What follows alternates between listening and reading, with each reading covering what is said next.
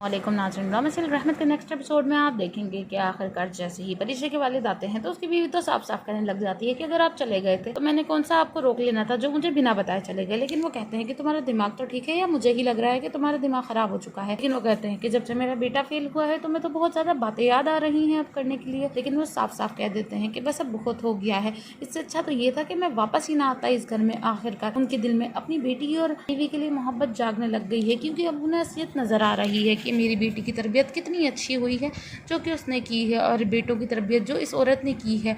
आज वो मेरे सामने आकर खड़े होकर मुझे आंखें दिखा रहे हैं। लेकिन वहीं पर अब्दुल बारी के वालिद भी बहुत बड़ा ड्रामा खेल रहे होते हैं उसके सामने तो सीधा सीधा हाथ जोड़ने पे आ जाते हैं कि बेटा अगर तुम बोलो मैं उसके आगे हाथ भी जोड़ लेता हूँ। मुझे तुम्हारी खुशी से बढ़ के कुछ नहीं है, लेकिन उसे क्या पता कि मेरे वालिद ही हैं जो मुझे मेरी मोहब्बत से दूर कर रहे हैं, और परीक्षा को यहाँ तक लाने में भी मेरे बाप का ही हाथ है। लेकिन वो कह देता है मैं इतना कम ज़र्फ तो नहीं हूँ ना जो मैं आपको उसके आगे पेश करूँगा, इसलिए मुझे माफ़ कर दे, मैं अपनी रूटीन दोबारा से ठीक कर लूँगा।